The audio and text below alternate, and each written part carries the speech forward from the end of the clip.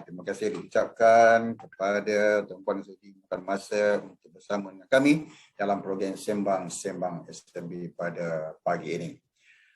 Alright, saya Muzakir Jalwi, moderator anda, dan topik yang dikongsikan pada pagi ini adalah bersama dengan pihak PDM, Perabatan Insurans di Malaysia, iaitu tajuknya 4 kesalahan dalam perancangan kewangan keluarga. Baiklah, sebelum saya serahkan kepada penceramah sedikit maklumat perjalanan program kita pada pagi ini.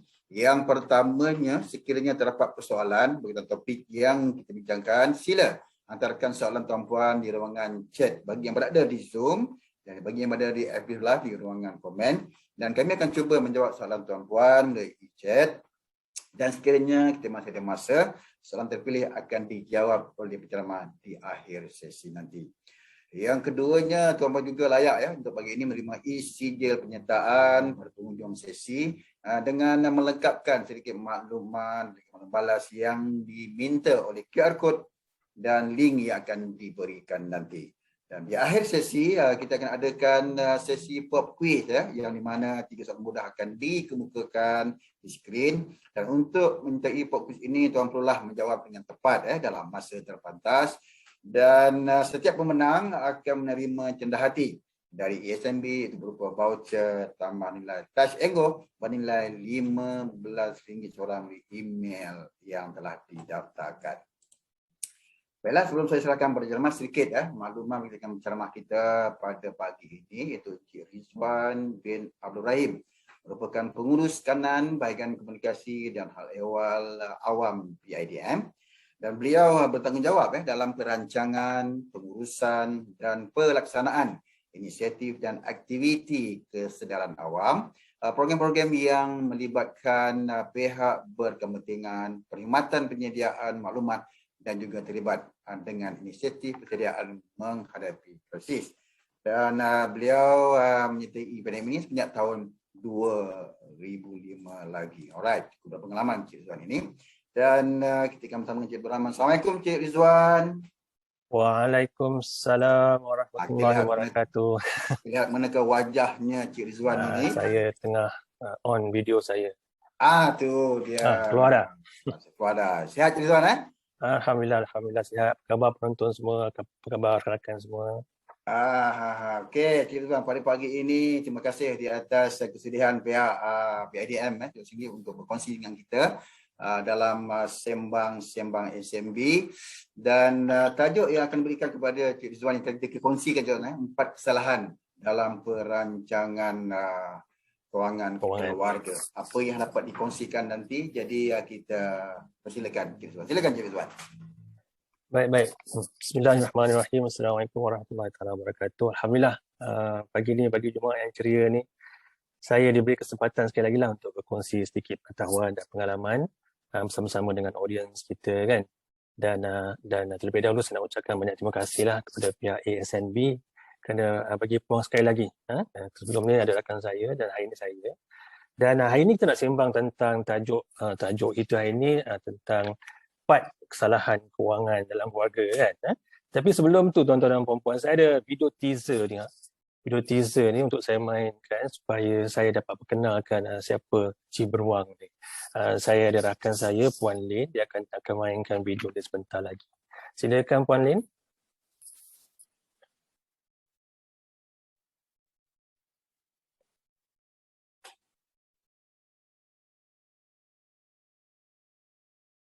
Ada sound ke Puan Lin?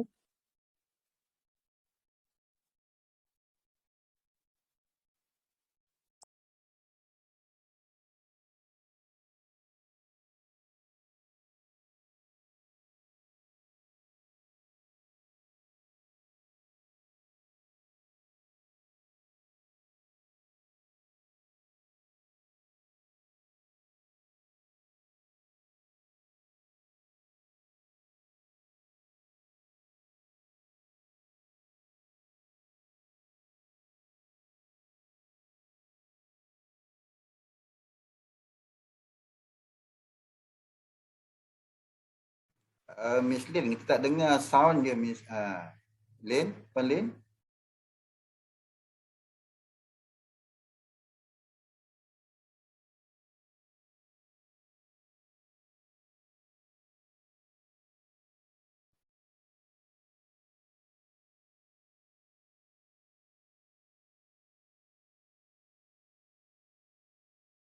Betul tu. Boleh simpan untuk satu tujuan. Nak beli rumah ke, kecemasan ke, nak pergi holiday ke. Sedar tak sedar, duit tabung dah cukup. Hoi, best. Terima kasih Encik Kedah atas tips-tips yang bernas. Ingat, rajin menyimpan, terang masa depan.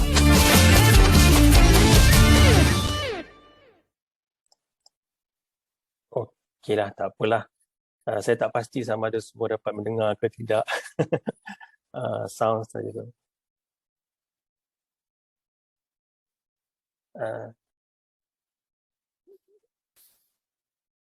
Okey, Cik Zaki nak bercakap sesuatu tadi? Kalau nak diulang balik di video tu boleh ke? Boleh juga kan, kita ada masa kan. Kita masa boleh lah. lagi. Boleh jugalah. Baik.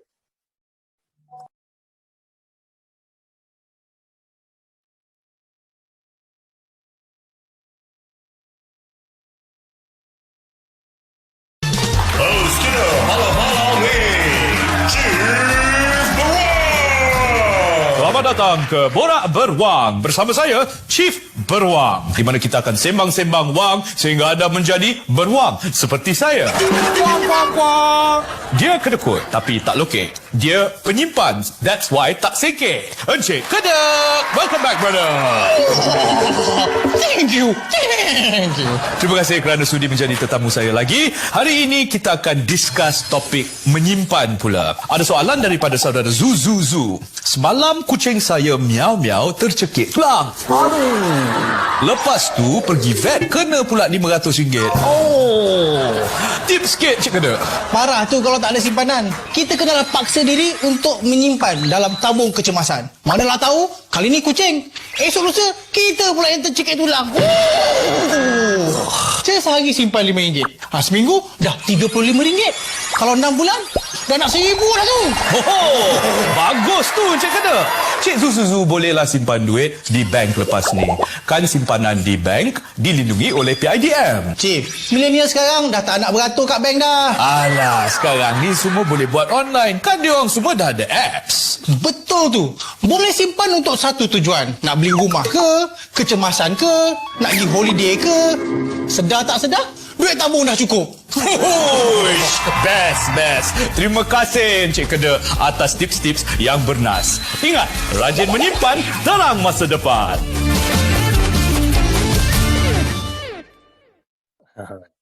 Cik Beruang kata rajin menyimpan, terang masa depan. Baik, saya teruskan ya. Saya cuba share skrin saya. Okey, boleh nampak tak skrin saya semua? Okey, alright. Baiklah tuan-tuan dan puan-puan, tujuan saya sebenarnya saya tunjukkan video Cik Kedah dengan Cik Beruang tadi tu.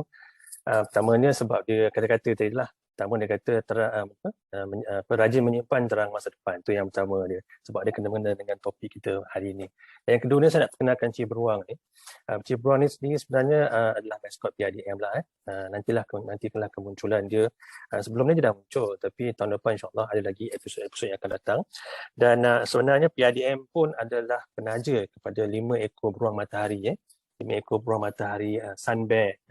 Di pusat pemulihan beruang matahari Borneo. So nanti boleh dapatkan maklumat sedikit mengenai data apa ataupun boleh Google lah ya. Baik. Sekarang kita nak bincang pasal topik kita hari ini, 4 kesalahan dalam perancangan kewangan keluarga yang patut dielakkan. Bila kita sebut tentang kewangan ni, kita selalu nak cari tips-tips nak cepat kaya, nak hidup senang kan.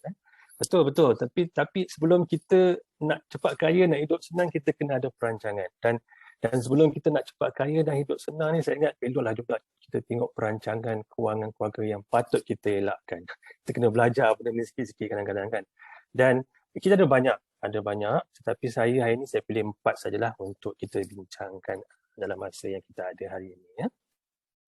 Kita nak senang ni bukan senang lah kan. Kalau macam kita nak kurus katakan kan, bukanlah senang-senang macam tu je nak kurus kan. Kita kalau duk melahap juga kan, makan tak ingat dunia, macam nak kurus. So nak kurus ni orang kata kena bersenam, kena kurangkan makan, kena jaga itu, jaga ini, baru kita boleh kurus. Begitu juga lah dengan perancangan kewangan kita, kan. So hari ini kita akan teruskan dengan part-part keempat-empatnya. Yang pertama, tiada tabung kecemasan. Ini memang masalah lah. Yang keduanya, tidak merancang bajet dengan serius dan berbelanja melebihi kemampuan. Dan yang ketiga, tiada perancangan insurans dan perlindungan. Ini juga penting, kita selalu abaikan.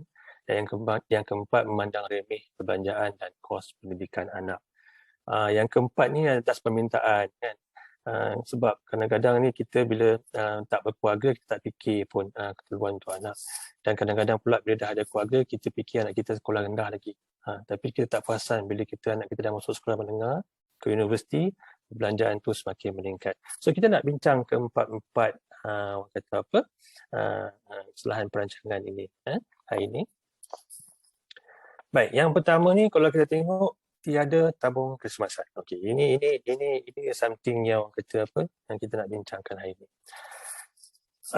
Sejak wabak COVID-19 ni melanda, memang kehidupan kita dah tak macam dulu lagi lah. Baik daripada segi gaya hidup, cara bersosial, orang kata banyak aspek dalam kehidupan kita ni dah berubah. Bilangan rakyat Malaysia yang menganggur pun, orang kata yang menganggur dah meningkat lebih daripada 511,000 pada tahun 2019 kepada lebih daripada 700,000 pada Disember 2020 yang lalu lah. Dan pengangguran ni orang kata kehilangan mata pencaharian ni dah memberi banyak tekanan kewangan kepada mereka yang tidak bersedia untuk menghadapinya. Dan kenapa mereka tak bersedia menghadapinya? Kerana mereka tidak ada tabung kecemasan. Ini antara Financial Education Network, kalau kita pernah dengar FEN, banyak menekankan tentang tabung kecemasan ni, emergency funds ni. Dah jenuh dah kita nak cakap pasal tabung kecemasan, tapi kena cakap juga sebab benda-benda baik ni kita kena sebut banyak-banyak kali supaya kita ingat. Lebih-lebih lagi zaman sekarang ni, kita kalau tengok kita ni tak ada macam certainty lah. Kita tak pernah nak confirm yang company kita tu kan boleh bertahan. Kita tak pernah nak confirm yang employment kita ni boleh menjamin sampai bila-bila kan. Bila-bila masa sahaja kadang boleh berlaku, seperti yang dah berlaku lah kan. Company kita ditutup dan kita hilang pekerjaan. Jadi dalam masa pandemik ni lah banyak membuka dan memberi kesedaran kepada kita semua. So duit kecemasan ni, ada orang Melayu, kalau orang Melayu dia kata sediakan payung sebelum hujan, kalau Mak Saleh dia kata money for rainy day, macam-macam. Tapi pada pendapatan bulanan kita tu, sebenarnya kita memang kena ketepikan wang kecemasan ni. Bayangkan kalau kita dapat gaji setiap bulan, kita tak pernah simpan sesen pun. Ini kadang-kadang memang penyakit orang kita lah kan. Ramai antara kita ni yang bila berlaku kecemasan, mulalah dia menggagau nak cari duit tu. Contoh kalau macam katakan kita memandu, kemudian kita cium bumper kereta orang lain, dah EB bumper dia. Kita nak claim insurans kadang-kadang pun macam tak berbaloi kan.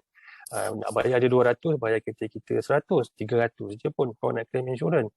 Kita tak ada wang kecemasan pada ketika itu. Dah mulalah kita akan menggagau nak pinjam orang ke, pinjam kawan ke, pinjam saudara mara ke. Kan?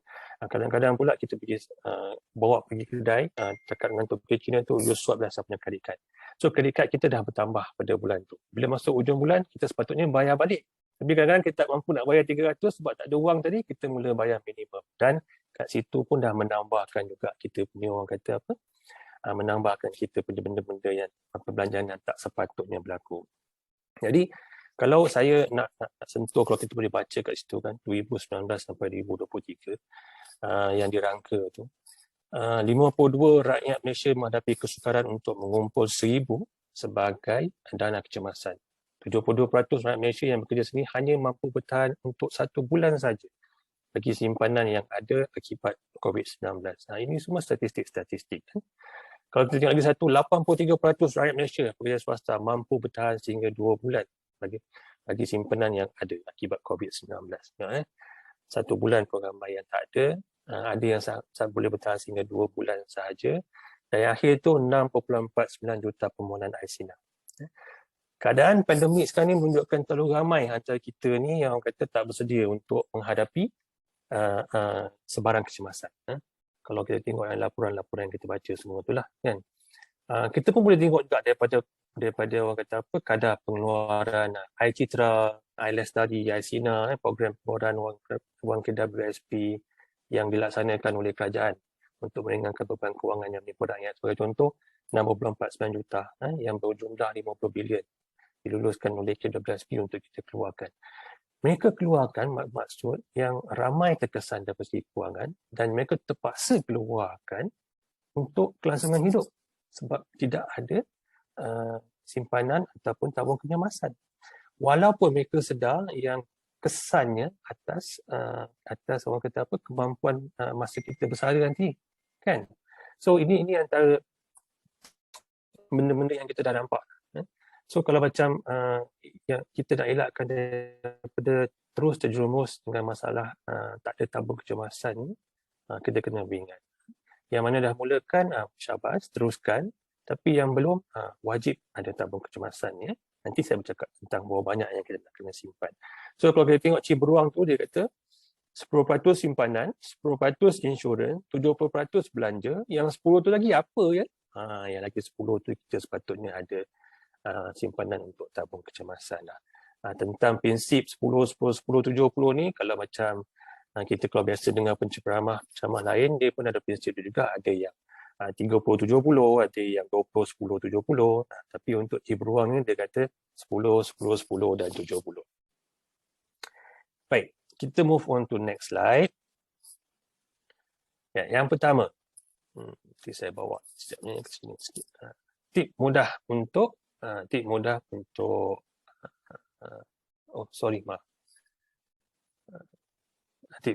tak ada tabung kecemasan ni. Dalam slide ni, apa yang kita perlu buat, ya sebenarnya langkah pertama yang kita kena ambil ataupun kita harus lakukan ialah memulakan tabung kecemasan dengan merekod perbelanjaan dan pendapatan bulanan kita. Nak pastikan berapakah jumlah komitmen dan jumlah yang boleh kita simpan setiap bulan. Kalau menurut statistik yang dikeluarkan oleh Jabatan Statistik Malaysia, gaji purata rakyat Malaysia pada tahun 2020 adalah sebanyak RM2,062, tak silap saya. So, kita lihat berapa jumlah yang boleh disimpan dalam sebulan berdasarkan gaji purata. Okay, kalau kita tengok dekat jadual tu, tuan-tuan, pendapatan bulanan kasar 2,000. Ni 2,000 ni yang ikut standard lah ni kan. Kemudian kita ada perbelanjaan bulanan. Perbelanjaan bulanan ni lah yang kita tetapkan. Contohnya kos tempat tinggal, makanan, utiliti, pengangkutan awam dan penjagaan diri. 1,200. Tolak lagi komitmen bulanan lain. Contohnya nak menyumbang kepada orang tua kita. Nak bayar pinjaman PTPTN. Nak bayar insurans. Kita allocatekan 400. Ada lagi, kita boleh tolak lagi perbelanjaan sosial dan hiburan. Contohnya, apa-apa yang kita rasa untuk sosial dan hiburan lah. Ada orang, dia kata minum kopi Starbucks tu sebulan sekali, itu adalah perbelanjaan hiburan. Ada orang minum kopi Starbucks tu keperluan, hari-hari dia kena beli. Jadi kita tengok, tolak lagi 150. Dan kita ada lagi jumlah yang boleh disimpan sebanyak RM250. Sebenarnya kalau kita betul-betul tengok, kita masih boleh menyimpan. Pasal tu kita akan ajar nanti apa-apa kita bayar diri kita dulu ataupun kita menyimpan dahulu, barulah kita gunakan wang selebihnya untuk membayar bil-bil dan perbelanjaan. Baik, itu adalah satu daripada. Kalau kita tengok tip nombor 2 ni, rancang kaedah simpanan yang sesuai. Rancang kaedah simpanan yang sesuai, berdisiplin dan beriltizam. Bila kita bercakap pasal berdisiplin dan beriltizam ni, saya nak sentuhlah tentang kita kena set life goals dan kita kena set matlamat hidup kita. So matlamat hidup ni memang penting. Sebab kalau tak ada, kita boleh tersesat. Benda ni tak boleh nak kata, kita tak boleh nak kata macam matlamat hidup ni, saya nak retire, nak bersara tanpa hutang. Tak boleh lah macam tu. Tu terlalu, orang kata terlalu general. Terlalu basic sangat kan. Kita kena ada spesifikkan along the way tu, kita ada banyak matlamat yang kecil. Termasuk benda-benda macam kita plan nak kahwin, lepas tu nak beli kereta, nak beli rumah, lepas tu dah pindah rumah, dah ada rumah, nak pindah rumah, dah ada rumah, nak renovate rumah contohnya. Kemudian nak dapat anak. Anak pula kena plan dia punya perjalanan kehidupan dia kan, matlamat hidup anak-anak kita. Kita nak kena plan kat mana dia nak sambung belajar, kat mana dia nak belajar. Semuanya kita kena plan. So kita tak bolehlah macam matlamat hidup ni kata saya tahu nanti besok saya retire, saya tak nak hutang. Itu terlalu generik. So kita kadang-kadang terlepas pandang benda-benda macam tu. Benda-benda macam ni. Contohnya macam katakanlah kalau anda baru graduate lah, umur 23 lah katakan. Anda kata nak beli rumah kan. Target umur 28 pula graduate 23, anda nak start kerja. Bila dah start kerja, anda kata 5 tahun akan datang target nak beli rumah. Lepas tu tanya, rumah jenis apa? Nak beli rumah teres ke, nak beli rumah landed property ke, nak beli rumah apartment ke kan. Lepas tu kalau katakanlah dalam masa 5 tahun ni kita tersasar, kita tak dapat beli rumah. Tapi kita dah ada life goal kan. At least kalau tahun tu tak dapat, sebab apa? Dalam 5 tahun tu, bila you dah set you punya matlamat, mesti you dah ada set simpanan. Kalau dalam 5 tahun tu you ada 80% untuk down payment rumah, insyaAllah tahun yang berikutnya, boleh dapat beli rumah. So ni antara benda-benda yang kita katakan kita kena ada set life goal ataupun matlamat hidup kita. Okay? Okay. Yang kedua ni, kita bercakap tentang kaedah nak menabung. Kaedah nak menabung ni pun juga kalau kita nak kita kadang ni penceramah lain pun antaranya macam biasa kita dengar tabung 52 minggu. Tabung 52 minggu ni macam mana? Kita setahun ada 52 minggu kan. So setiap minggu kita menabung. Minggu pertama kita simpan RM10. Minggu kedua kita simpan RM20. Minggu ketiga RM30 dan seterusnya sampai 52 minggu. Bila 52 minggu tu kita simpan RM520. Banyak tu kan. Tapi kalau tuan-tuan campurkan daripada minggu pertama sampai ke minggu ke-52, kita akan dapat RM13,780.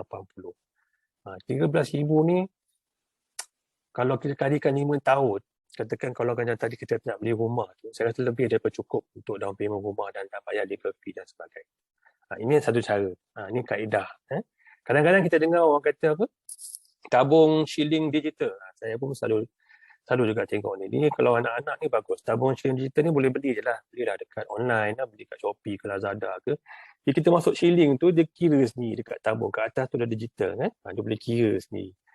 Itu pun satu bagus juga. Kalau kita nak gunakan untuk anak-anak pun bagus. Tapi kadang-kadang bila kita masuk shilling tu pun, seronok. Bila kita seronok tu yang kita banyak masuk. Saya sampai sekarang, umur dah 50 ni pun, saya masih lagi menyimpan shilling. Pantang ada shilling ni dalam poket, saya biarkan. Balik rumah, saya angkat shilling, saya masuk dalam tabung saya. Dulu-dulu masa saya muda, saya beli sport rim kereta dengan shilling, daripada shilling tabung ni. Tak percaya tanya rumah saya. Itu pun boleh jadikan satu tarbiat yang elok. Kemudian kita ada tabung warna duit. Tabung warna duit ni tabung duit RM5, duit RM20, duit RM5 kalau apa? Warna apa? Warna hijau. Duit RM20 warna oren. Kalau kita pergi pasar malam, beli barang makanan apa semua ke, beli barang-barang, kalau duit balik tu kita tengok duit kita ada RM7 lebih balance. Contohlah kan. RM7 lebih tu RM5 duit hijau, RM2 duit RM6. Duit RM5 tu kita ambil terus masuk tabung. Tak kisahlah bila-bila masa jumpa je duit hijau ni masuk tabung. Ini pun berkesan. Saya dekat kawan-kawan office saya pun ramai yang dia dengan dia lah, dia challenge. Pantang nampak duit RM5 masuk tabung. Cukup setengah tahun, cukup setahun, masing-masing tunjuk tabung. Penuh dalam tabung tu duit color RM5. Bila kira-kira, banyak. Ada yang sampai dekat RM1,000 dalam diam tak diam. Ini pun ada cara dia juga. Kan? Kemudian kita cakap pasal tabung online. Tabung online ni pun, kalau siapa yang ada akaun, contoh akaun Maybank lah, dia ada MAE.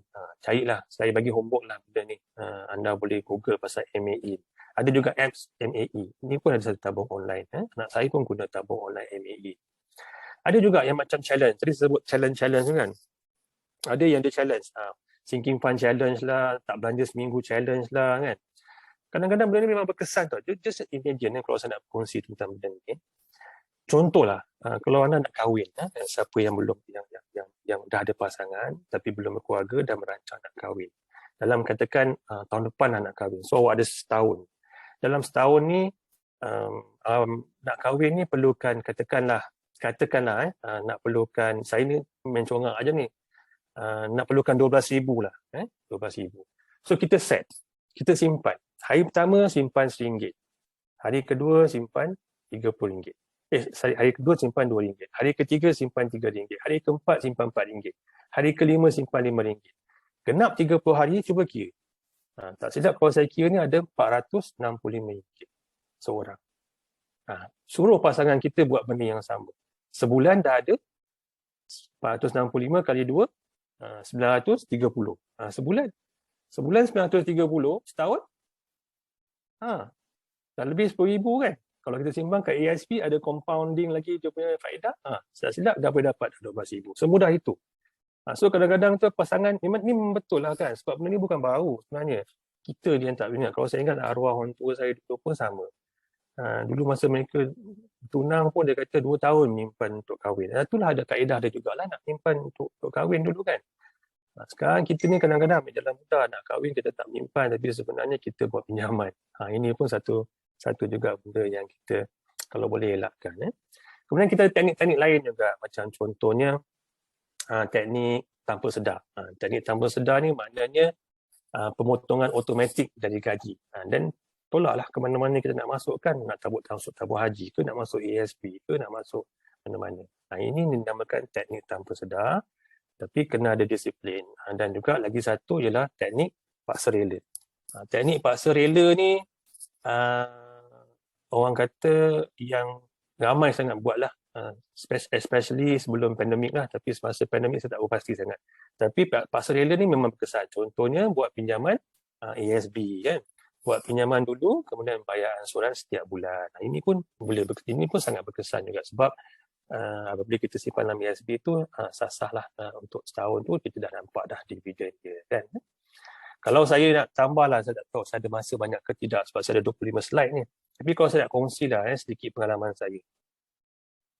Saya nak tekankan sebab tabung kecemasan ni hanya sebab bos saya kata tabung kecemasan ni paling penting. Pasal tu saya tak tajuk ni awal-awal. Saya berhenti merokok sewaktu berusia 35 tahun. Sewaktu 35 tahun, sekarang ni saya dah berusia 50 tahun. Sewaktu saya merokok, satu kotak rokok berharga RM17. Satu kotak rokok yang 20 batang tu harganya RM16, RM17. Apabila saya berhenti merokok, saya nak pergi kedai, saya tak jadi pergi kedai, so duit tu saya pegang kat tangan. Saya kata RM17 ni okeylah, start menabung. Saya kata RM17 ni daripada saya beli rokok, saya dah beritizam tadi, saya dah komitmen diri saya tak nak merokok. RM17 saya masuk tabung.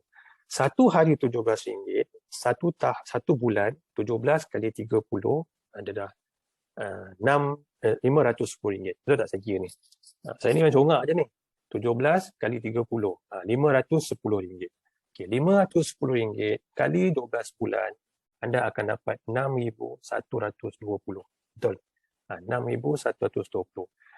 Kalau saya dah berhenti merokok 19 tahun, anda kalikan 15. Tapi saya tengok wang saya tu sewaktu saya berusia 45 tahun. 10 tahun. So 6120 kali 10 tahun, 61,200. Banyak tak? Dan duit ini sebenarnya lepas untuk anak saya belajar di universiti swasta. Percaya dengan tak percaya. Kan? Kadang-kadang tu, kawan saya ni pun sama juga. Dia kata, anak ada 4 orang. Seorang ni belanja RM3, RM4 tak kurang. 4 orang, 4 kali 4 dah 16. Saya cakap dengan dia, awak isap rokok tak?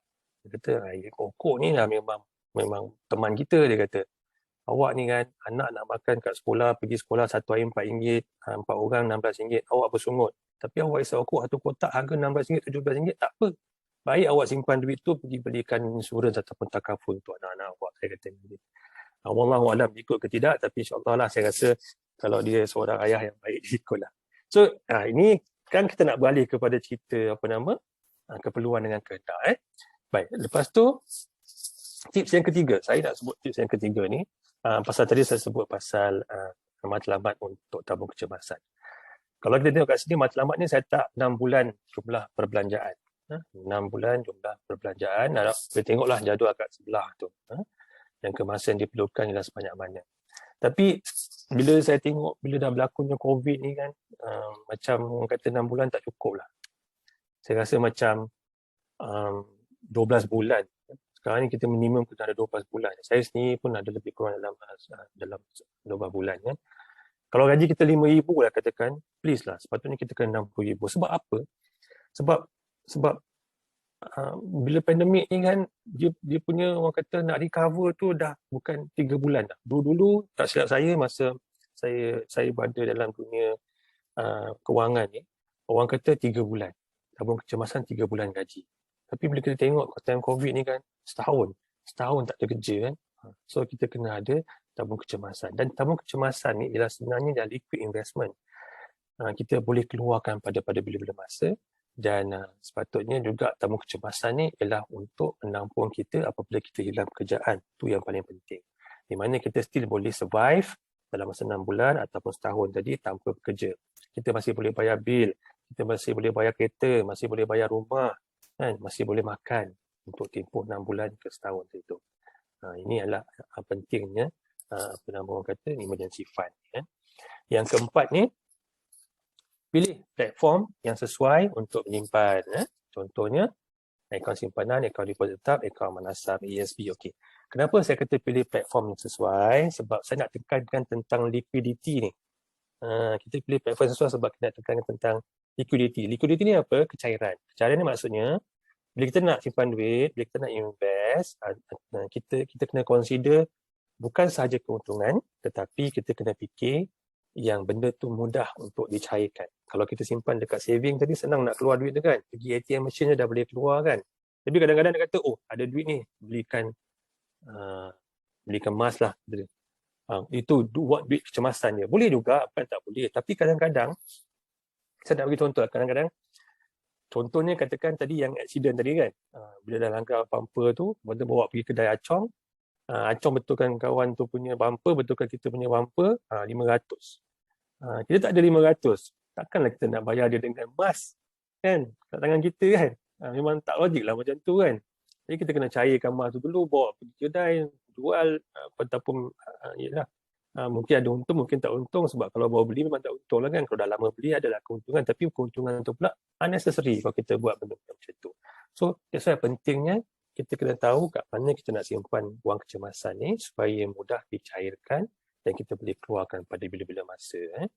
Benda-benda ni applicable kepada semua benda lah. Kalau kita cakap pasal aset ni kan, kalau macam rumah, senang ke nak jual rumah kan. Kalau pasal unit trust, senang ke nak jual unit trust, tak mudah juga kan. Saham pun sama, tak mudah. Tapi kalau macam ASB tu, ASB masih liquid lah kan. Dia punya pulangan pun orang kata boleh tahan kan, 4.25% tahun lepas kan. Jadi kalau kita simpan dekat tempat-tempat macam ni, senang kita nak keluarkan.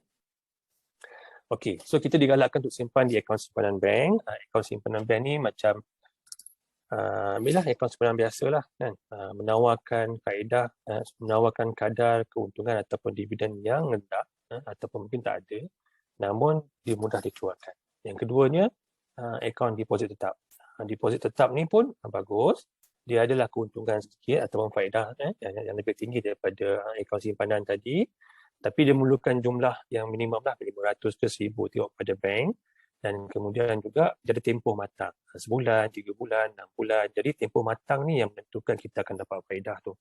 Kalau kita nak faedah, kita kena tunggu tempoh matang. Tapi kalau kita keluarkan, kita tak dapat faedahnya kan. Ataupun dia akan proratekan faedah tu. Dan yang ketiganya, saya tak kat sini, Amanah Saham Nasional Mahalah. ASNB pun ada menawarkan dividen yang kompetitif kan untuk simpanan, dan kelebihannya juga kalau kita tak keluar, dividen ni dibayar setahun sekali, dan kalau tak keluar juga setiap tahun akan ada compounding, faedah compounding kat situ kan. Itu yang hebatnya lah tentang ASNB ni. Baik, kita move on to slide yang seterusnya. Ni tadi Prof kata rajin menyimpan terang masa depan. Alright. Tidak merancang. Tidak merancang. Boleh bacalah situ. Tidak merancang ni. Berbelanja melebihi kemampuan. Dia tip nombor 1, mengimbangi keperluan dan kehendak kewangan. Tadi yang saya cakap ni. Minum kopi Starbi tu. Minum kopi Starbi yang berharga berbelas-belas ringgit tu, ada orang kata keperluan. Ada orang kata tu kehendak. Kalau kehendak dia kata sebulan sekali dah lah. Ada orang dia kata tak boleh hari-hari nak. Kalau Cik Kedek tu kata keperluan perbelanjaan yang wajib untuk meneruskan kehidupan seharian. Ini perbelanjaan yang wajib untuk meneruskan kehidupan seharian. Kehendak pula perbelanjaan yang menjadikan hidup kita lebih selesa. Kalau kita orang kata apa, nak tengok kepada Encik Kedet cakap keperluan dan kehendak ni, inilah sesuatu yang kita kena betul-betul faham. Sebab ramai yang kita main redah aja benda-benda macam ni. Kita kena bajet kita punya perbelanjaan. Benda ni pun cakap dah banyak kali lah. Tapi tak apa, benda baik kita ulang-ulang cakap. Tadi saya sebut lagi sekali. Benda baik kita cakap ulang-ulang tak apa kan. Biarlah orang rasa bosan pun tak apa. Tapi kita sebut. Tiap-tiap bulan, kita kena tahu berapa yang kita perlu spend. Dan kita kena belanja mengikut keperluan dan kehendak. Tapi memang betul, takkanlah kita ni hidup mata-mata nak bayar bil saja kan. Kita pun ada kehendak kan, nak tengok movie ke, nak makan dekat luar ke kan. Tak ada masalah. Tetapi make sure yang kita punya perbelanjaan untuk kehendak ni ada certain amount ataupun below certain amount. Sebab lain orang, lain keperluan dia, lain kehendak dia kan. Ada orang kata dengan saya, komitmen saya bayar bil dengan rumah apa semua 30% je. Alhamdulillah. Tapi tanya juga, bil yang 70% tu awak belanja ke awak simpan? Kalau awak belanja, tak gunalah komitmen 30% kan. Tapi kalau macam awak punya belanja memang melebihi daripada gaji, melebihi 100%, itu memang orang kata tak jadi apalah kan. So kita kena ada bajet untuk kita punya perbelanjaan. Okay. Dan dia depends kan. Macam kita kena start lah kita punya disiplin ni. Kita kena start slow-slow lah benda ni kan. Kalau macam belum start ni kita kena start slow-slow dan kita kena tengok. Kita kena tengok apa keperluan kita dan apa kita punya kehendak. Yang kehendak dengan keperluan ni saya pun tak tahu. Anda yang akan jawab untuk anda sendiri. Contohnya kalau macam kita nak beli handphone lah. Handphone ni memang keperluan lah. Sekarang ni kalau tak ada handphone ni memang tak ada benda lah. Tapi sama ada handphone yang berharga RM1,000 ataupun RM5,000. Di situlah anda akan menilai. Argue dengan diri anda sendiri.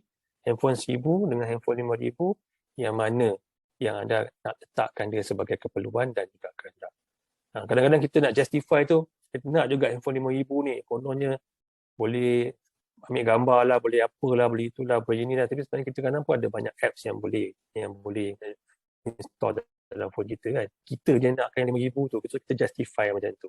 Tapi saya tak tahu, anda yang semua kena, orang kata apa, kena pandai-pandai lah tengok keperluan dengan kehendak.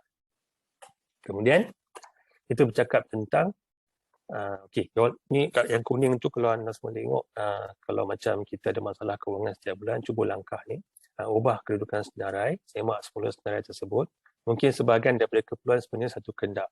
Macam tadilah, minum kopi Starbucks tadi tu, setiap hari, awak kata keperluan, tapi sebenarnya itu satu kehendak. Why not you change daripada kopi yang berharga RM11 tu kepada kopi yang berharga RM2 atau RM3? Itu satu. Kurangkan kehendak anda.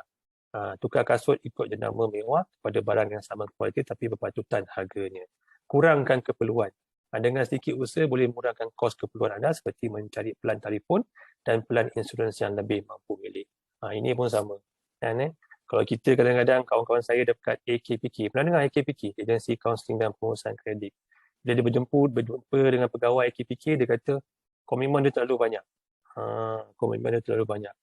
Kemudian bila kawan saya tengok dalam komitmen dia senaraikan ada bayar Astro, dia ada benda yang keperluan dengan kehendak tu. Kalau Astro dia potong je, Astro tu 230 dah kurang sebulan. Nampak tak beza dia tu? So kita kena pandai tengok apa dia keperluan dan juga kehendak kita. Baik. Tips nombor 2, belanja kurang dari pendapatan. Ukur baju di badan sendiri. Ini penting. Tadi saya dah kata dah, belanja mesti kurang daripada gaji kan. Belanja mesti kurang daripada gaji. Kita kena fahamlah kemampuan diri kita sebenarnya. Zaman sekarang ni memang ada orang suka nak menunjuk. Benda yang tak perlu tunjuk pun dia nak tunjuk. Benda yang tak perlu ada pun dia nak ada. Kalau anda ada sesuatu yang, contoh tadilah, saya sukalah tadi dah sebut tadi pasal Starbucks tu, kopi Starbucks tu, kita pakai je lah contoh-contoh tu. Kalau kita mampu nak minum Starbucks hari-hari, dan itu bukan tujuan nak menunjuk, memang duit kita banyak, okeylah jalan, tak ada masalah.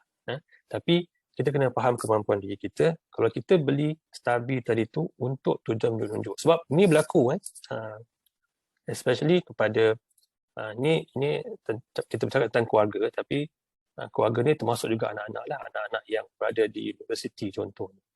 Dia terikut-ikut. Kadang-kadang terikut-ikut dengan kawan-kawan kan.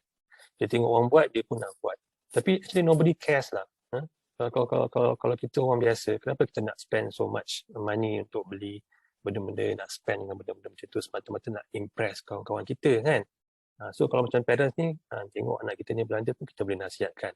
Ataupun diri kita sendiri, kalau kita ni student katakan, pun kita pun boleh ingatkan hal kita kan. Kadang-kadang kita tak ada siapa kita nak impress pun. Yang penting lagi bagus kita impress poket kita, kita impress kita punya tabung. Kita akan lebih bangga kalau kita boleh tunjuk orang, kita ada tabung simpanan. Dan itu untuk diri kita dan juga untuk keluarga kita. Baik, kemudian yang seterusnya, kita bercakap tentang simpanan tadi, kita bayar diri kita dulu. Dulu ni, kalau kawan-kawan saya daripada pegawai AKPK, agensi kaunseling perusahaan kredit, bila dia bagi ceramah, dia kata, dapat gaji nak bayar siapa dulu? Ramai orang cakap kat tangan, dia kata, kita bayar kereta dulu, kita bayar rumah dulu. Ada yang kata kita bayar, sebenarnya kita bayar diri kita dulu. We pay ourselves first. Paksa diri untuk saving. Kita paksa diri kita untuk saving, kita bayar diri kita dulu tiap bulan. Tak kisahlah kita nak tolak tiap bulan masuk ESB ke, akaun 123 ke apa. Kalau nak harapkan kita ni tak ada disiplin, nak tekan button save tu susah sangat, kita boleh tadi guna kaedah-kaedah yang saya dah kongsi tadi tu. Dan lagi satu option tadi tu macam saya katalah, paksa rela tu lah. Kalau kita ambil ASB loan. Tapi ASB loan ni mestilah kena ada pekerjaan so that kita boleh buat loan kan. Tapi it's good jugalah. Saya bukan nak menggalakkan, ini terpulang kepada disiplin masing-masing. Tapi kadang-kadang ada orang suka dengan kaedah paksa rela tu. Tapi ini topik lain lah. Cuma saya nak sebut je tentang benda tu. Dan yang ketiganya, elak hutang jahat. Ini pun panjang cerita je. Elakkan hutang jahat seperti kad kredit dan pinjaman peribadi kecuali perkara yang penting sahaja. Hutang jahat mengurangkan gaji kita. Hutang jahat ni, ada beza. Hutang ni pun macam manusia juga. Ada yang jahat, ada yang baik. Tapi depend kepada cara kita. Hutang jahat, hutang baik ni depend kepada cara kita. Selolong kita kena fikir dan nilai betul-betul sebelum kita buat keputusan untuk kita berhutang. Takut nanti kita menyesal. Paling penting kita make sure yang kita mampu bayar balik pinjaman kita. Bank pun macam tu. Dia nak tahu kita mampu bayar balik ke tidak. Kadang-kadang ada orang nak tipu slip gaji nak buat pinjaman. Benda-benda macam tu tak perlu. Kita yang kena tahu. Kita jangan menyesal besok kalau kita buat pinjaman tapi kita tak mampu bayar. Kalau orang tak mampu bayar sebabkan hilang pekerjaan tadi tu, satu hal. Tapi kalau dia ada wang kecemasan untuk survive 6 bulan, dia tak ada masalah untuk bayar pinjaman dalam 9 bulan sekurang-kurangnya. So janganlah kita buat pinjaman ni semata-mata macam untuk tujuan yang unnecessary lah. Yang itu yang akan menjadikan hutang kita ni hutang buruk. Kalau kita cakap pasal hutang baik, hutang jahat ni, hutang baik ni maksudnya macam hutang yang akan mendatangkan hasil lah, atau hutang yang membuahkan hasil. Contohnya macam beli rumah. Rumah ni aset kan. Kita tahu properti ni apabila kita beli dalam satu jangka kemudian harga rumah akan meningkat. Tu hutang baiklah tu kan. Ataupun kita buat hutang untuk sambung belajar.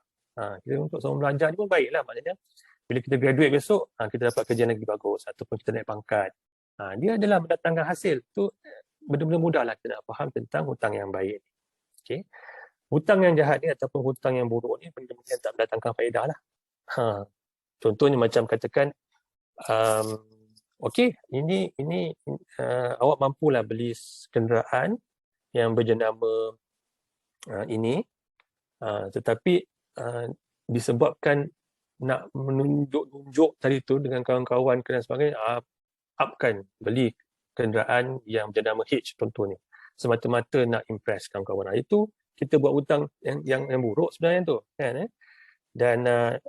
Dan ini sebenarnya bergantung pada kita sendiri lah kan. Kita beli kereta untuk ulang alik pergi kerja katakan, untuk ulang alik pergi universiti kan. Itu kita tujuan kita baik, maka dia akan jadi hutang baik. Tapi kalau kita pinjam semata-mata untuk kita pinjam semata-mata untuk beli kereta mewah, pinjaman tu akan jadi pinjaman buruk ataupun pinjaman jahat kalau kita tak mampu nak bayar bulan-bulan balik. Bayangkanlah, bayar 3 bulan, sangkut sebulan. Lepas tu bayar 3 bulan, 4 bulan, sangkut sebulan. Kan jadi hutang jahat namanya tu kan.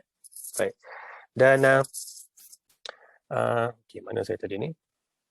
Dan kalau kita dah tak mampu nak bayar hutang ataupun hutang dah di keliling pinggang tu, maknanya hutang buruk lah tu. Kan?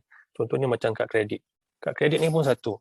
Kita kena faham kad kredit ni, dia payment system, mode of payment. Maknanya kita gunakan kredit ni untuk sementara pembayaran. Kata nak beli kata 3,000, nak beli handphone tadilah 1,000 katakan kan. Kita tak nak bawa cash dalam poket kita 1,000. Kita bayar guna kad kredit. Tapi pastikan kita bayar sebelum hujung bulan. Supaya kita tak ada kena charge. Tapi kalau kita dah gunakan beli handphone 1,000, 2,000, itu gunakan kad kredit. Kemudian setiap bulan kita bayar minimum saja RM50 ataupun harga minimum RM70, RM80. Itu dah namanya hutang yang buruk. Sebab kita gunakan kad kredit tu bukan sebagai payment system ataupun mode of payment, tapi kita gunakan kad kredit tu sebagai kesempatan. Kita take opportunity nak beli handphone tu menggunakan kad kredit. Dan kalau kita boleh bayar pada hujung bulan langsam, tak apa. Salahnya kita tak boleh. Kita tahu kan yang kad kredit ni sebenarnya 18% per annum dia punya interest kan. Mana ada kita invest sampai dapat investment 18% tahun kan. Kalau kita simpan ke ASB kita tak dapat 18% tahun kan. Tapi sekarang ni kita berhutang dengan kredit kad, kita bayar pula 18% setahun. Tinggi tu. So sebabnya orang selalu kata kredit kad ni kalau kita tahu nak guna dan kita guna sebaiknya, dan tak ada masalah. Tapi kalau kita guna untuk tujuan nak buat pinjaman dan bayar minimum setiap bulan, itu akan menjadi hutang yang jahat. Saya pun ada kredit kad. Saya ada satu kredit kad untuk emergency. Mana tahulah masuk hospital ke emergency sebelum kita dapat claim dengan insurans ke, kita perlukan bayar deposit. Itu boleh guna kredit kad. Tapi kemudian kita bayar balik. Baik. Itu satu cerita kredit kad. So, apa yang kita perlu buat, kita bina bajet kewangan kita. Kita selaraskan matlamat dengan bajet yang ada. Kita kena realistik.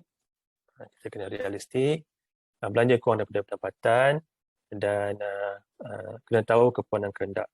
Contoh macam beli kereta tadilah. Nak buat down payment kereta katakan, kita perlukan RM6,000. So kita tanya berapa banyak yang kita kena simpan untuk sampai ke RM6,000 tu. Maksudnya kita kena work backward lah. Berapa lama baru kita dapat beli kenderaan. Nombor 2, utamakan perbelanjaan tetap. Yang mana kena bayar dulu. Bil telefon, bil air, semua bayar dulu. Simpan, atur segala bil-bil resip yang ikut kategori. Contohnya resip kereta, resip perbelanjaan, resip nak kahwin. Semua kita susun. Kita kena disiplin lah benda-benda macam ni kan. Kemudian kita semak semula bajet kita. Kita tanya soalan-soalan seperti, habis cukup bulan je, mana pergi duit aku? Mana kat mana aku belanja? Berapa banyak aku dapat simpan? Apa pula plan aku bulan depan? Aku nak simpan lebih. Mana aku nak adjust? Kita tanya benda-benda macam tu. Kan? Sebab kita tadi dah ada set kita punya matlamat kan, kita punya goal kan. Kita kena semak semula. Baik. Now, apa dah ni? Okey. Ingat, jangan putus asa, teruskan merancang dari semasa ke semasa. Jadi kita di slide yang ke-9 sekarang ni. Tekan slide ke-10. Yang ini kita tiada perancangan dan pelindungan. Okey. Yang pertama, kenapa perlu ada insurans atau takaful? Pentingkah insurans ni kan? Yang keduanya, kenapa ramai yang tak memiliki insurans? Ketiganya, ketahui kepentingan, keperluan, keutamaan dan kesesuaian dalam memilih dan memiliki polisi insurans. Dan yang keempatnya, pelindungan PIDM kepada pemegang polisi insurans dan takaful. Dan yang keempat ni, perlindungan atas perlindungan. Bila dah beli insurans atau takaful tu, ada lagi perlindungan yang disediakan oleh PIDM pula kita. So kita kupas satu-satu. Saya spend masa sikit kat sini ya. Okay, yang pertama ni, kenapa perlu ada insurans atau takaful? Banyak tu bertindak sebagai pelan simpanan, persediaan menghadapi risiko. Tapi basically apa yang saya nak cerita kat sini ialah umpama pepatah Melayu lah, sebelum kata sediakan payung sebelum hujan. Itu adalah konsep insurans sebagai persiapan nak menghadapi masa depan yang belum tentu. So seandainya kita ni sentiasa beringat dengan pepatah orang tua yang mengatakan malang tidak berbau, pasti kita akan ambil langkah kesedaran untuk menyertai insurans ataupun takaful ni. Ada juga setengah-setengah kawan saya yang kata ada pandangan negatif lah tentang insurans ni. Saya tak jual insurans. Saya ni kerja dengan perbadanan insurans. Saya tak jual insurans. Tapi peranan saya ialah untuk mendidik masyarakat tentang kepentingan insurans ataupun takaful ni. Apa yang nak disampaikan adalah manfaat untuk orang yang menyertai insurans ni, bukan untuk saya. Kita masuk insurans ni ataupun kita menyertai insurans atau takaful ni bukan nak jadi kaya, tapi sekurang-kurangnya dia boleh mengelakkan kita daripada menjadi miskin. Basically kita ambil insurans ni adalah untuk persiapan timpa musibah. Kita tahu bila sesuatu kemalangan yang menimpa diri kita tu, kita akan ada jaminan. Kalau kita ni dalam keluarga sebagai sole breadwinner, itu lagi penting. Bayangkan kalau sole breadwinner ni mana dia seorang saja yang mencari. Kalau kita tak ada kesedaran untuk ada pelindungan insurans atau takaful ni, sesuatu terjadi pada kita, bagaimana anak kita dengan isteri kita nak survive untuk sesuatu tempoh kan. So orang mengambil insurans ni ada berbagai-bagai lah. Ada yang mengambil insurans ni masa masih muda dan sihat. So masa muda dan sihat ni dia bayar premium tu rendah. Dan kalau certain plan pula tu macam contohnya endowment, dia boleh dapat pulangan yang tinggi apabila insurans tu tempoh matang dia berakhir dan tak berlaku apa-apa pada kita, kita boleh dapat balik apa yang kita kata carumkan kepada insurans tu. Ada orang guna ni untuk pencen, dah retire kan. So ini antara caranya. Itu tadi yang saya sebut ni insurans yang macam endowment plan lah, kita sebut endowment plan. Ada juga yang ambil insurans ni sebab untuk sambung pelajaran ataupun mengambil insurans untuk anak-anak mereka, menjamin mereka apabila sampai umur ataupun usia nak memasuki pusat pendidikan tinggi dan sedar bahawa memerlukan wang yang lebih banyak. So, ibu ayah akan ambil insurans daripada awal masa anak-anak ni kecil. Ini untuk keperluan anak. Dan yang ketiganya, ada juga orang ambil insurans untuk menampung kos-kos perubatan. Kos-kos perubatan di sekarang ni pun, kalau kita tengok betul-betul jadual dia, mahal. Mahal. Memang kadang-kadang tu, kalau tak ada medical card ke, memang tak mampu. Kita kena pergi hospital kerajaan lah kan. Kalau nak hospital swasta ni memang perlukan medical card lah. Melainkan kalau kita ni memang betul-betul kaya lah, kita ada banyak duit boleh keluar, tak apalah kan. Tapi inilah kepelbagaian orang mengambil insurans ataupun takaful untuk amalan yang tidak berbau. Dan kalau kita tengok pula yang kedua ni, kenapa ramai yang tak memiliki insurans? Okey, yang ni a bit sensitif lah kadang-kadang kalau kita cerita tapi memang betul. Statistik pemilikan insurans di Malaysia 2020 mengatakan bahawa pemilikan insurans di Malaysia memang rendah, terutama di kalangan masyarakat orang Melayu lah. Saya tak nak sebutlah peratusan dia, tapi takutnya salah faham. Tapi memang pandangan peribadi saya, kenapa kita tak memiliki insurans adalah sebab tertentu lah. Berbalik pada utamanya didikan budaya masyarakat kita sendiri. Jika kita tengok ni masyarakat Melayu contohnya, budaya menabung tu memang dah sendiri dah tak ada. Tabiat daripada kecil kan tak diasuh kan. Apatah lagi nak memiliki insurans ataupun takaful. Dulu orang kata pun ada juga yang kata insurans ni tak boleh. Tapi sekarang dah ada takaful, dah tak ada alasan dah kan. Berbezalah dengan masyarakat Cina. Saya memang betul-betul berpengalaman masyarakat Cina, dia betul-betul tekankan tentang insurans dan juga simpanan ni tadi. Dan punca kedua ialah punca faktor kewangan lah. Faktor kewangan ni ialah kalau nak menabung pun tak ada duit, apatah lagi kita nak orang kata apa nak mencarum kepada insurans kan. Tapi ini berbalik kepada kesedaran. Kita kena allocate tadilah. Saya kata tadi, kalau kita ada matlamat, kita dah allocate kan. Dapat gaji je, apa yang kita nak bayar, apa yang kita nak bayar, nak belanja, apa yang kita nak simpan. Dan simpanan tu pula, apa yang kita nak gunakan untuk jangka masa dekat, jangka masa panjang dan sebagainya. So, kesedaran ni kena ada daripada awal. Dan yang ketiga ni, ketahui keperluan mengikut keutamaan dan kesesuaian dalam memiliki insurans. Okey, yang ini saya tak cerita banyak tapi mudah saja.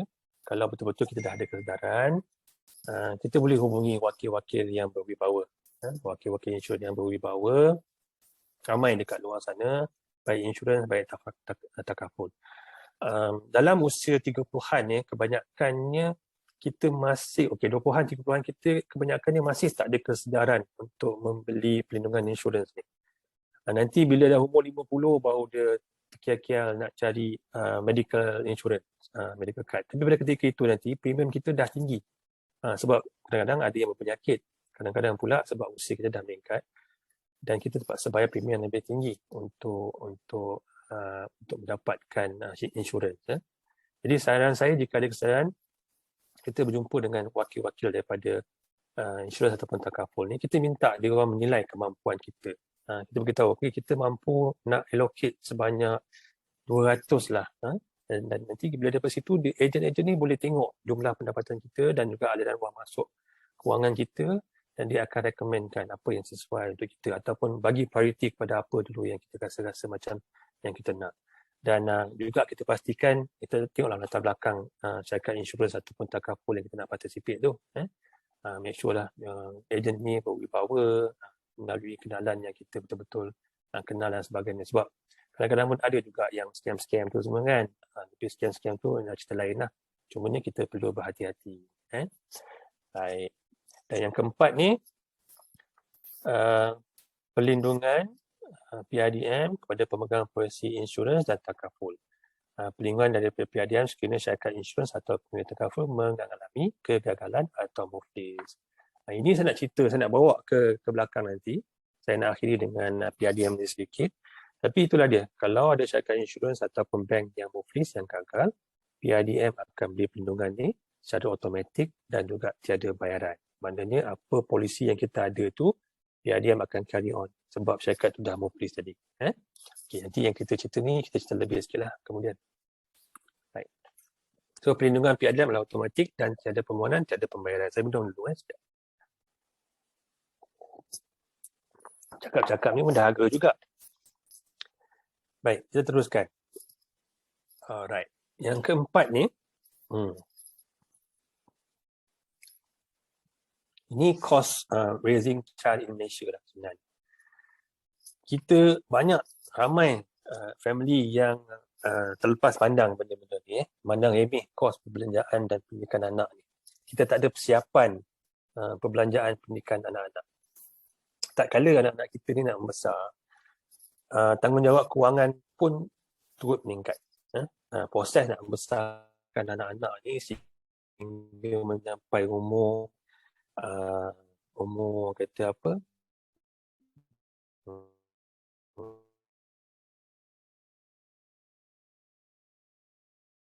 sampai dia berikan hari lah, memang menyandang belanja yang besar. Depends pada aspiration pun, aspirasi kita. Proses nak besarkan anak-anak ni kita orang kata apa, banyak.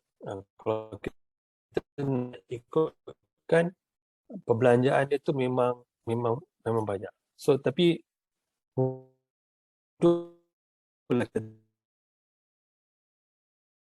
tak perlu nak keluar serentak kan. Kos pendidik anak ni bermula awal daripada nak masuk tadika lagi, daripada prasekolah. Lepas tu kita nak kena tengok dia punya tadika, prasekolah, program perkembangan media dia, tuition dia kan.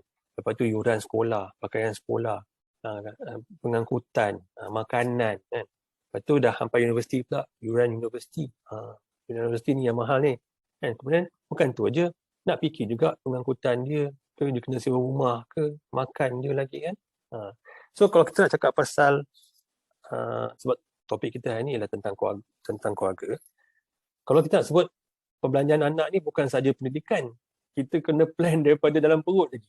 Bila kita dah berumah tangga, kita dah ada baby dalam perut, daripada situ kita dah mula kena ada plan juga untuk anak-anak kita kan. Kalau daripada dalam perut tu, kalau betul nak fikirlah, ni nak bersalin kat mana, kos bersalin kan. Kalau swasta memang mahal lah kan. Tiap-tiap bulan nak pergi buat check up doktor pun nak kena tengok juga, appointment dengan doktor pun nak kena bayar. Lepas tu bila melahirkan besok, normal ke, caesar ke, ataupun pembedahan ke, semua itu adalah kos. Itu baby kan, dah masuk kecil, dah besar sikit, dah pandai berjalan, dah orang kata tahun-tahun pertama si kecil kita ni banyak lagi benda-benda lain nak fikir. Contohnya macam nursing, nak cari penjaga, kita nak kena pergi kerja, suami isteri bekerja, nak juga bayar orang untuk jaga. Mana ada orang nak jaga anak kita free kan?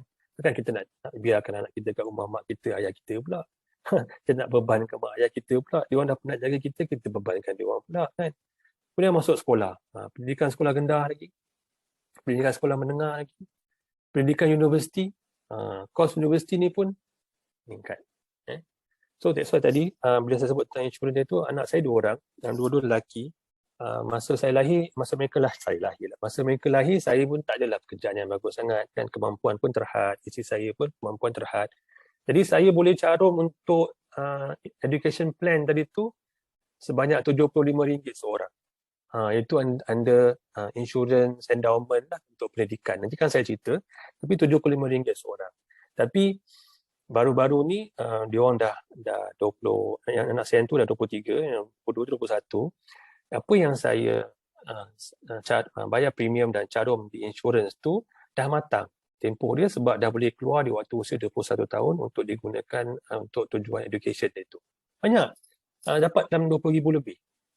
So setiap bulan saya komitmen diri saya RM75, saya dapat dalam RM23,000, RM24,000. Itu untuk anak-anak saya. Tiba-tiba je saya dapat duit. Jadi saya boleh gunakan duit tu untuk education anak saya, ataupun saya boleh juga gunakan untuk sambung insurans yang lain. Macam-macam saya boleh guna. Sebab apa? Semasa saya carum RM75 sebulan, kalau sesuatu berlaku, kita boleh guna manfaat dia. Tapi oleh kerana tak berlaku apa-apa pun, so endowment planning kita boleh dapat balik semasa dah tempoh matang tu. So kalau kita tengok jadual tu untuk pelajaran anak kita di universiti ni mahal sebenarnya. Mahal. Saya tak nak cerita panjang, tapi ni bukan saya reka, saya ambil daripada center tu. Itu yang dia bagi. Perniagaan, undang-undang, kejuruteraan. Okay. Kalau saya boleh cerita sikit, anak-anak saya pun sama juga. Anak saya ni bolehlah hampir straight A's jugalah SPM, tapi dia tak pergi ke universiti awam, dia pergi ke universiti swasta. Dan pembelajaran di universiti swasta ni agak tinggi.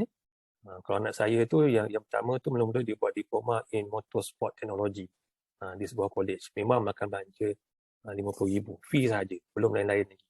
Kemudian dia sambung belajar di Sunderland University untuk degree dia. Alhamdulillah anak saya yang tua tu dah dapat dia punya first class honor in automotive engineering.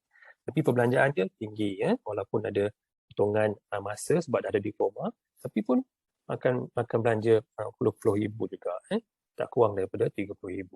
Anak saya nombor 2 tu pun 7A SPM, tapi dia tak pergi ke universiti awam, dia pergi sebab kos yang dia minat tu, dia tak minat nak jadi doktor, nak jadi lawyer semua tu, dia minat buat lain. So saya hantar dia ke Linköping.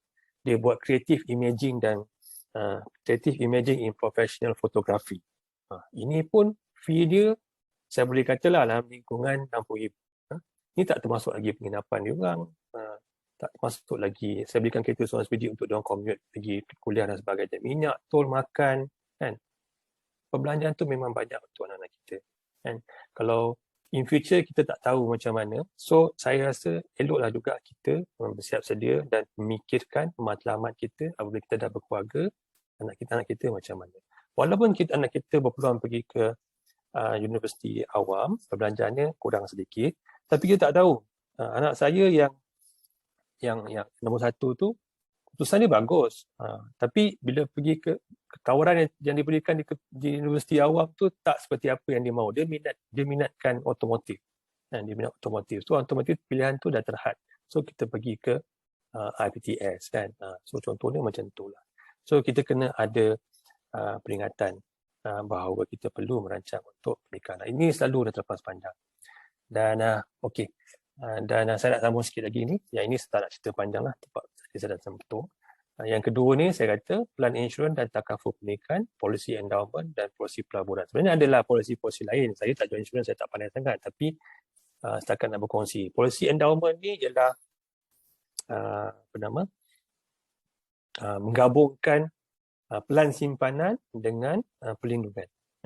Wang manfaatnya akan dibayar pada akhir tempoh yang ditetapkan berikutan daripada kejadian tak diingini lah, kematian ke ataupun penganggilan upaya ke, catatan kekal ke kan. Tetapi kalau kita masih hidup dan tak ada apa-apa yang berlaku, apabila polisi itu matang, kita akan dapat balik wang tersebut. Itulah kelebihan endowment plan ni, tetapi memanglah mahal sedikit. Tapi bagus, dia bagus. Kalau macam tadi kita gunakan endowment plan untuk education anak pun bagus. Kita mulakan dengan amount yang sedikit, dan dalam tempoh 20 tahun, apabila dah berusia 21, kita dah boleh keluarkan untuk education anak kita. Tapi cumanya kita kena fahamlah bahawa ni komitmen jangka panjang. Kan? Macam tadi saya carum untuk endowment plan untuk anak saya tu untuk tempoh 20 tahun. Komitmen ni memang lama. So kita kena faham benda ni. Tapi kesedaran tu baguslah untuk hari kemudian. So itu endowment plan. Ada juga lah yang perlindungan lain. Kalau kita pergi tanya dekat cakap-cakap insurans, ada je perlindungan tabung pendidikan kan, ataupun perlindungan tabung persaraan. Ada banyak macam-macam tabung, perlindungan takaful keluarga, macam-macam lah. Kita tanyalah ejen ataupun wakil takaful dan insurans tersebut. Kemudian polisi pelaburan ni pun sama. Polisi insurans ni berkaitan pelaburan. Dia adalah plan yang orang kata menggabungkan insurans hayat dan juga pelaburan. Yang ini biasanya kalau ada keuntungan lebih tu memang dapat banyak lah, sebab premium yang kita bayar tu bukan sahaja untuk orang kata manfaat perlindungan, tetapi juga sebagainya premium yang kita bayar tu untuk dana pelaburan, pelaburan tertentu. Jadi apabila kita ada polisi pelaburan ni pun bagus. Kemudian ada banyak lagi polisi-polisi lain yang kita boleh bertanyakan kepada wakil-wakil takaful ataupun insurans. Yang ketiga ni, akaun simpanan pendidikan. Yang ini pun sama. Banyak saya tengok apabila mak ayah yang dah berkeluarga ni, anak habis SPN baru terkial-kial nak buka SSPN. Kan? Tapi sebenarnya kalau kita ada anak yang kecil ataupun anak yang tingkatan 1 tu kan, dah boleh dah fikir pasal SSPN ni kan. Kita dah ada akaun simpanan pendidikan di bawah SSPN. Ini di bawah PTPTN. PTPTN. Okey, sebentar ya. Kodlah benda ni sekejap. Okey. Untuk simpanan PTPTN ni dia ada berbagai jugalah. Boleh bertanya kepada PTPTN sendiri. Sekarang ni senang, kita Google je ataupun kita buat panggilan terus kepada mereka. Dia adalah SSPNI, SSPNI Plus kan.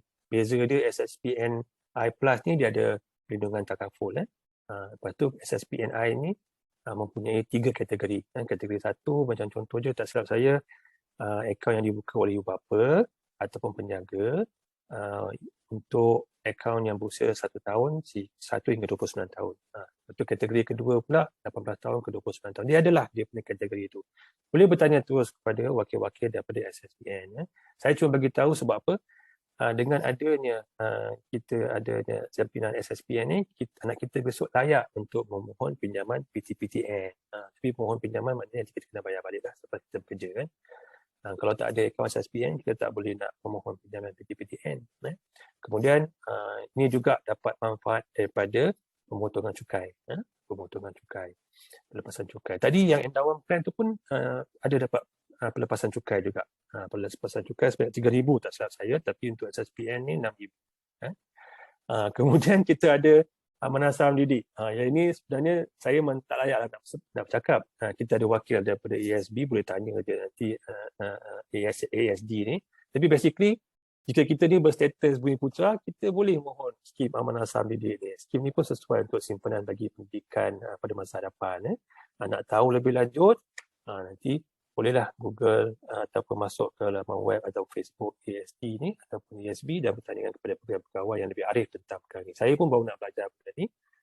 Saya akuilah anak saya pun tak ada ASD, tapi saya rasa ini adalah satu yang bagus. Okey. Alright, sekarang ni dah pukul, okey, saya dah terlajak dah ni. Tapi tak apa.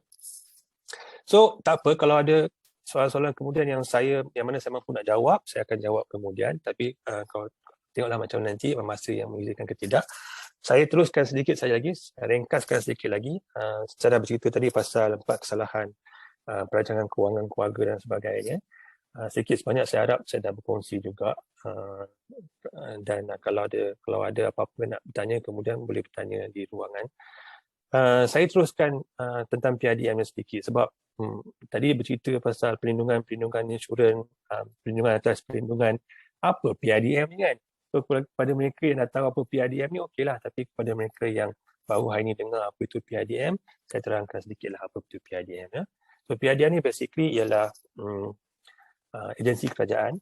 Kita suka dikenali sebagai agensi kerajaan sebenarnya. Tapi PIDM ni adalah badan berkanun bebas. Sebenarnya badan berkanun bebas dan ditubuhkan pada tahun 2005 untuk mentadbir dua sistem lah. Ditubuhkan di bawah Akta dan tujuan ditubuhkan adalah sebagai sebahagian daripada jaringan keselamatan sistem kewangan di Malaysia lah yang menyumbang kepada kestabilan kewangan negara. This is orang kata apa, part of the integral this is the integral part of the financial system safety net arrangement where it contributes to the financial system stability lah. So kita ni bekerjasama rapat dengan Bank Negara Malaysia. Bank Negara Malaysia ni sebagai bank pusat dan juga penyelia dan pengawas selia utama, dan juga MOF ataupun Kementerian Kewangan sebagai kuasa keseluruhan untuk sektor kewangan. Jadi bila saya kata kita bekerjasama rapat dengan Bank Negara dan MOF ni, saya nak betulkan sebab ada banyak persepsi yang mengatakan bahawa PIDM ni anak syarikat Bank Negara, subsidiary of Bank Negara ataupun di bawah kementerian. Tapi sebenarnya kami memang bekerja rapat bersama di bawah Financial Safety Net, tapi PIDM dia ada akta dia sendiri dan kami adalah badan berkanun. Alright. So, apa peranan PIDM ni? Ialah sebenarnya mengikut mandat peranan PIDM ni ialah mentadbir kedua-dua sistem ni lah. Sistem yang pertama ni ialah sistem insurance deposit yang mana melindungi deposit di bank ahli sehingga RM250,000. Dan yang sistem yang kedua ialah melindungi perlindungan manfaat takaful dan insurans sehingga RM500,000. Dalam keadaan kedua-dua ni, sebenarnya sistem ni akan aktif apabila institusi kita mengalami kegagalan ataupun muflis. Kita simpan duit kat bank, bank kita muflis, kita dapat perlindungan daripada PIDM. Kita ada mencarum dengan, bukan mencarum, kita participate dalam takaful dan insurans. Andai kata syarikat insurans atau takaful itu muflis, maka polisi kita ataupun sedia takaful kita dilindungi oleh PIDM. Dan perlindungan ini adalah percuma. Ya. Baik. Apakah ahli-ahli PIDM? Di dalam bawah bank kita ada 42 ahli. Sebut je lah, Bank Islam, Bank Muamalat, Afin Bank, Maybank, Public Bank, CIMB Bank. Semua bank-bank komersial dan bank-bank Islam adalah ahli PIDM. Maknanya bila kita buka akaun di bank-bank tersebut, secara otomatisnya simpanan kita ataupun dipanggil deposit ni telah dilindungi oleh PIDM. Betul juga dengan insurans dan takaful. Di Malaysia ni semua syarikat insurans dan takaful adalah ahli PIDM. Ada 50 semuanya. So kalau kita menyimpan dan juga mempunyai polisi di kedua-dua institusi ini, kita telah dilindungi oleh PIDM. Tetapi dekat bank ni ada juga yang bukan ahli PIDM. Contohnya macam Bank Rakyat. Bank Rakyat bukan ahli PIDM. Bank Simpanan Nasional. Bank Simpanan Nasional pun bukan ahli PIDM. Bank Nasional di bawah Kementerian Kewangan. Bank Rakyat di bawah akta yang berbeza. Dan mereka juga lah pada perlindungan daripada akta mereka sendiri. Tapi yang PIDM lindungi ini ialah bank-bank konvensional dan bank-bank Islam. Kalau kita masuk ke website setengah bank, kita boleh nampak lambang PIDM ni dan itu menunjukkan mereka ahli PIDM, member tu PIDM. So kita ada 42 untuk bank dan 50 untuk ahli insurans. So secara ringkas ni kalau kita nak terangkan, apabila kita simpan saja duit dalam bank, tak kisahlah kita baru simpan ataupun duit tu kita dah simpan daripada zaman merdeka lagi. Secara automatik ni akaun kita di dalam bank yang ahli tadi, ahli PIDM tu telah dilindungi sehingga RM250,000. Dan adalah dia punya pecahan-pecahan dan jadual-jadual dia. Contohnya macam joint account bersama dilindungi sehingga RM250,000. Kemudian bagaimana kita nak tengok joint account tu dilindungi dan sebagainya. Itu kita boleh call je PIDM, call toll free number, nanti pegawai saya akan jawab.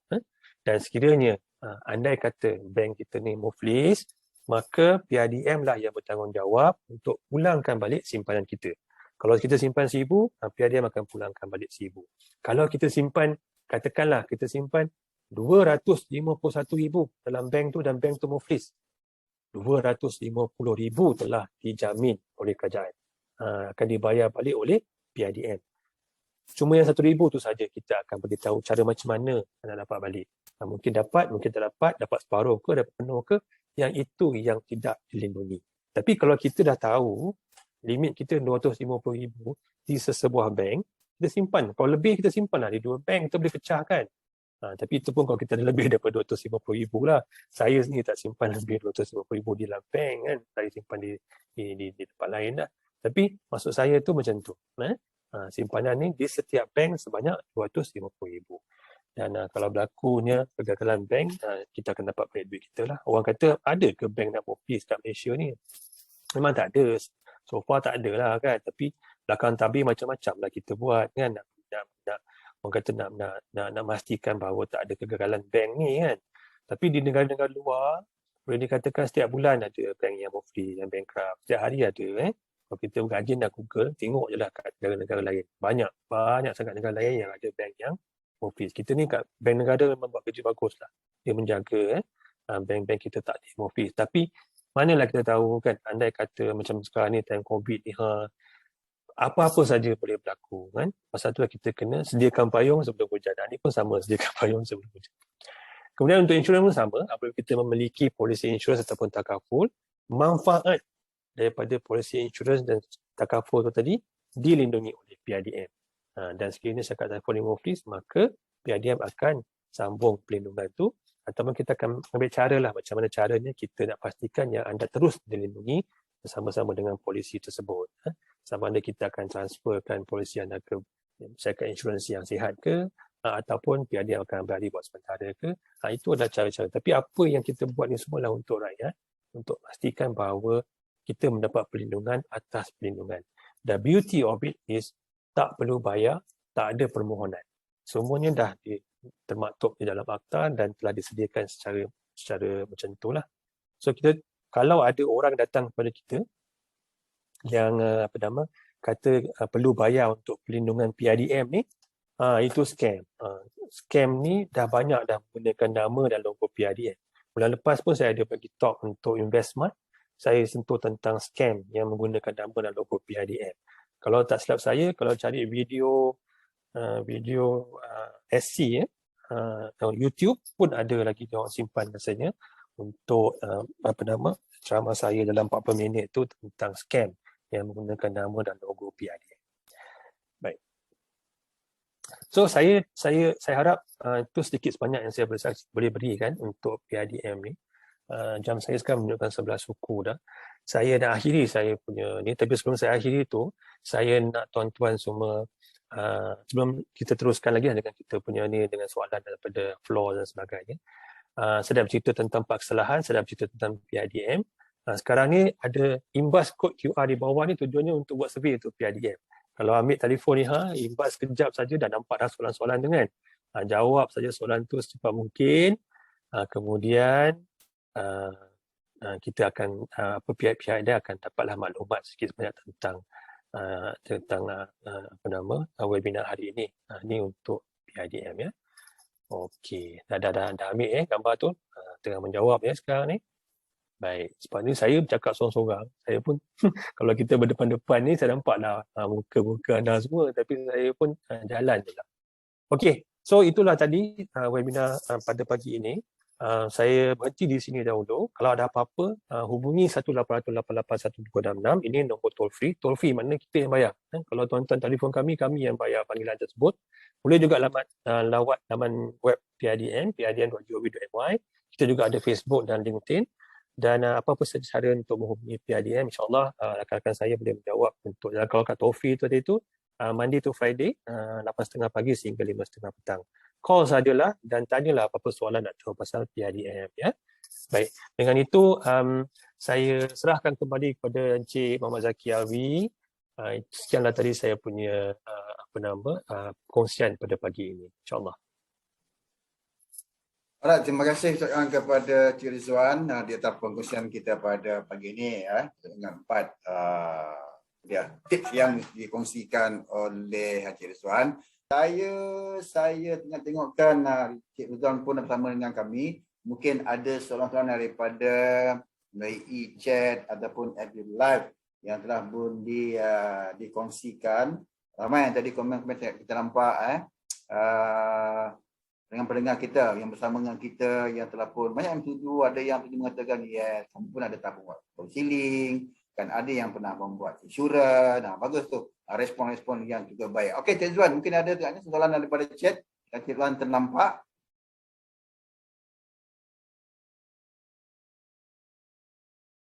Mute tu Cik Zuan. Saya rasanya tak ada kan. Cuma tadi macam ada yang tanya pasal policy endowment kan. Berapa return rate-nya. Okey. Seperti yang saya katakan tadi, saya tak bekerja saya bukan ejen insurans ya. So mungkin rate return ni memanglah tak tinggi seperti mana pelaburan-pelaburan yang lain kan mungkin sedikit lebih daripada savings account. Saya tak tahu pasti, tapi yang sebaiknya apabila kita engage dengan wakil-wakil insurans ataupun ejen-ejen, kita boleh bertanyakan dan kita juga boleh buat perbandingan daripada satu ke lain, satu syarikat insurans dengan yang lain. So kita boleh bertanya kepada mereka. Kalau setakat untuk takaful, saya pun ada jugalah ejen wakil-wakil yang berwibawa kan, kalau nak boleh dia hubungi saya. Tapi saya tak jual insurans dan saya tak tahu berapa rate yang sebenarnya. Cumanya saya boleh katakan dia taklah banyak seperti pelaburan. Kemudian saya harap tu menjawab, tapi ada lagi soalan lain. Saya tak berapa nampak lah kalau soalan lain. Okey, yang lain rasanya mungkin tim kita dah jawab dalam chat apa? Ya. Cik Zaki ada soalan nak bagi saya? Nanti kita boleh punya saya simpan sekejap lagi. Okey. Alright, saya akan teruskan dengan sesi saya terlebih dahulu. Kita rehatkan dan sambil itu Cik Rizwan boleh go through chat-chat kita tu. Dan mungkin soalan yang dikemukakan oleh pendengar kita pada pagi ini. Dan sebelum kita berakhir, kita kembali kepada Cik Rizwan, mungkin ada kata-kata terakhir dan nasihat Cik Rizwan berkaitan dengan topik kita hari ini 4. Mungkin banyak, tapi saja Cik Rizwan mengkongsikan 4 itu yang terbaik yang dapat dikongsikan. Silakan Cik Rizwan. Terima kasih Cik Zaki. Kata akhir ini saya rasanya tak nak ulang lagi 4 kesalahan tu lagi dah. Bagi pesanan lain pula kan. Baiklah, terima kasih Cik Zaki bagi peluang pada kami. Kata-kata akhir daripada saya, sebenarnya saya kalau bolehlah saya bagi 3 pesanan lah. Yang pertamanya, wang bukan segalanya, tetapi semuanya perlukan wang. Baik? Betul. Dan keduanya, kita belajarlah tentang perancangan kewangan, sebab kalau kita gagal merancang, maknanya kita merancang untuk gagal. Itu pesanan kedua saya. Dan pesanan ketiga saya, kalau boleh saya nak ingatkan kepada semua penonton, pertamanya tahniah sebab menghadiri program ni, maknanya kita dah ada kesedaran nak belajar. Tapi kita boleh juga beritahu pada kawan-kawan kita lain ataupun sahabat kita lain ataupun kepada diri kita sendiri, kita kena ubah mindset kita. Ubah mindset kita from poor mindset ataupun cheap mindset ni kepada rich mindset. Rich mindset. Sebab apa? Orang yang poor mindset ataupun cheap mindset ni dia akan beri banyak alasan. Semua tak boleh lah, itu tak boleh lah, ini tak boleh lah, itu malas, hari ni malas lah kan. Kemudian kalau cheap mindset ni kan dia membazir, dia boros, dia tak value wang, dia tak hargai wang. Tapi kalau kita ada rich mindset, kita akan menghargai wang seperti mana kita menghargai masa. Kalau dalam Quran sebut dalam surah Al-As tu kan, ayat 1 hingga 3, demi masa, sesungguhnya manusia itu dalam kerugian, kecuali orang-orang yang beriman dan beramal soleh dan sebagainya kan. Itulah juga dengan wang. Kalau kita menghargai wang macam kita menghargai masa, kita adalah tergolong dalam orang-orang yang tidak rugi. Jadi itu pesanan 3 saya. Dan saya akhiri, saya ni orang Melaka ni suka berpantun. Saya nak bagi pantun sikit. Silakan. Lepas kali berpantun kita tutup lah. Baik, pantun saya, kalau kail panjang sejengkal, jangan lautan hendak diduga. Allah anugerahkan kita akal, rancang sebaiknya, jangan alpa. Wabillahi taufiq wa hidayah. Wassalamualaikum warahmatullahi wabarakatuh. Sekian. Waalaikumsalam warahmatullahi wabarakatuh. Terima kasih Cik Rizwan. Cik Rizwan Abdul Rahim merupakan pengurus kanan bahagian komunikasi dan hal ehwal awam PIDM yang sudi bersama dengan kita. Dan kepada anda, teruskan melalui Facebook kami Amanah Islam Malaysia Berhad. Dengan SB sama Sembang SMB di Twitter, YouTube dan juga Instagram untuk mendapatkan maklumat lanjut berkaitan dengan sembang-sembang ESNB ini. Alright, akhir kata kami ESNB mohon maaf dari kekurangan yang berlaku. Dan program ini dijalankan, semoga kita jumpa lagi dan mungkin saya jawab juga kalau ada semua di ladang, mungkin kita menumpang mandi, kalau umur panjang. Tuan-tuan, teruskan bersama dengan ESNB. Sekian, Assalamualaikum warahmatullahi wabarakatuh. Terima kasih.